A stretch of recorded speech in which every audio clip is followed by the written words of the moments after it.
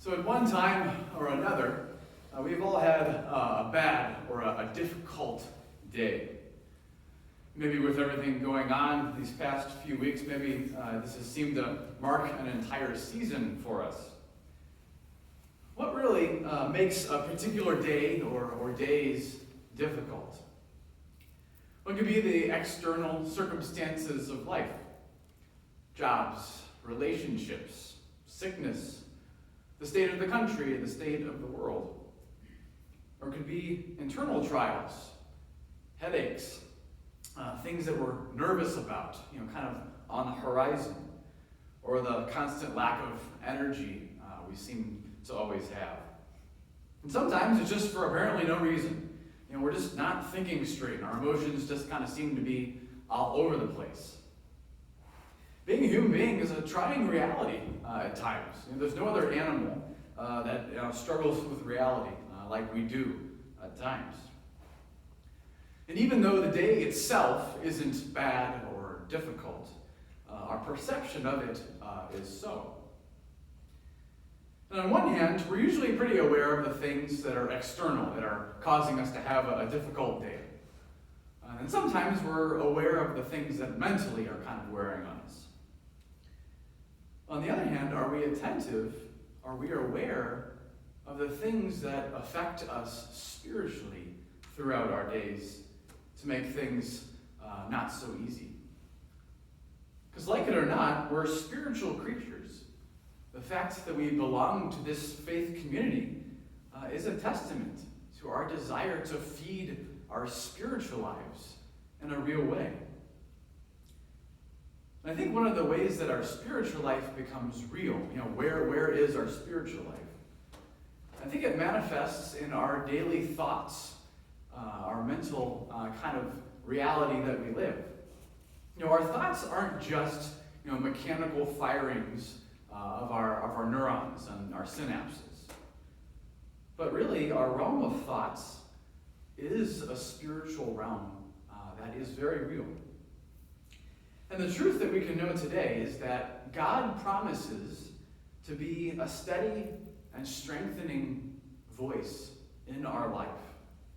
Even when we have so many other thoughts, so many other voices that seemingly call our attention and call us away from Him. In our gospel, we have this first part of the discourse on Jesus as the Good Shepherd. We've probably heard this analogy before. Jesus kind of speaks in somewhat veiled terminology to kind of explain something more deeply. And maybe we think, maybe we wonder, why can't He just give it to us straight? Well, He wants to engage our wonder, our imagination about Him. So He identifies Himself as the Good Shepherd, this central voice in our life. A voice that leads to happiness, peace, joy, and eternal life.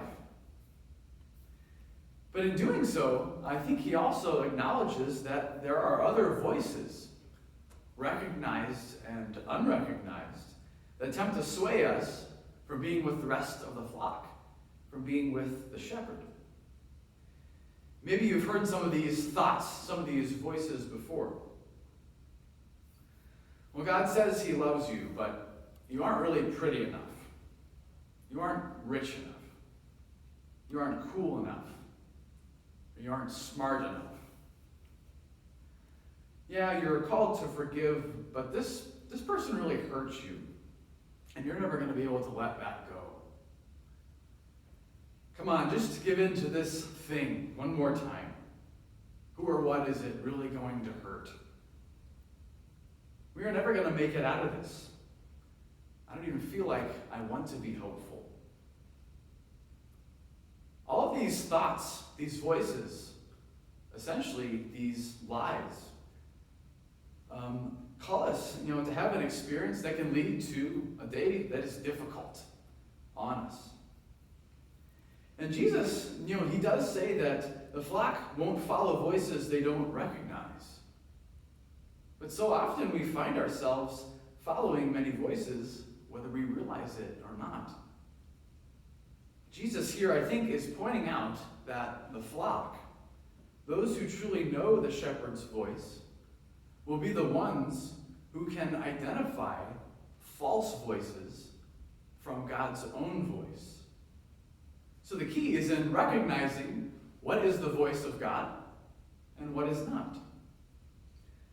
Truly, Christianity is less about just the beliefs we have in our head. Certainly, beliefs are important. It's not just about the people that we choose to associate with or spend time with, even though, as we know, community is important. As much as it's about engaging in the real battlefield that goes on in our hearts and our heads every day. In this sense, Christianity can be seen as a therapeutic religion. In the sense that really and truly it's not just about abstract theories and beliefs. Again, as important as those beliefs are. But it's about experiencing God and his power and his love and his mercy within us, in our minds, our bodies, and our souls. It is an unquestionable interaction with God that can take place through Christianity, if it is deeply and intentionally lived. And we can know of this interaction, especially on those difficult days, especially in those difficult seasons of life. God promises to be a steady and strengthening voice in our life when there are at times so many other thoughts calling us away from him. And he promises to not just be any kind of shepherd, but one that says, I came so that may they have life and have it abundantly.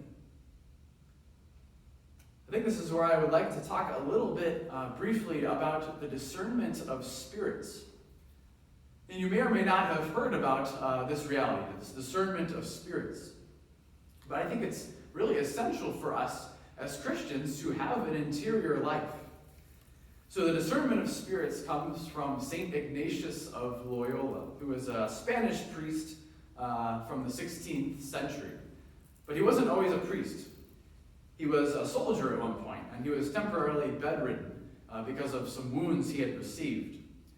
So he was bedridden. He was, he was in a time of quarantine. And while he was reading some books, namely he had 2 books of his time, he would often daydream, and he became very aware of his thoughts. And after some of these thoughts, he noticed that he had fear and anxiety. And after other thoughts, he had joy and excitement. That ultimately, when he experienced the reading and the daydreaming of the lives of the saints, he was filled with the most joy. In a real way, Ignatius in this time of quarantine he became greatly attuned to this interior landscape of his life, his thoughts. So eventually, through him, God gifted us a discernment of spirits. Ignatius came up with 14 rules that kind of govern how we think about our thoughts, how do we navigate them, and how do we know what is God's voice in our life and what may not be God's voice in our life. Because all thoughts have an origin. Either they come from God, they come from you, they come from the world, or they come from the evil one. Discernment is about acknowledging the thought we have, identifying where it comes from, and then accepting or rejecting that thought based upon where it comes from. Some thoughts may appear appealing to us, but really, they may be masked goodness. And it really meant to lead us away from the shepherd, away from a life of virtue, away from a life of holiness, the pasture he has created us for. So in this time of quarantine, maybe we can look into our lives deeply and intentionally and invite the Lord into our lives, especially into the realm of our thoughts and our desires, the movements of our heart. Because that's the real battleground between heaven and earth. between life and death.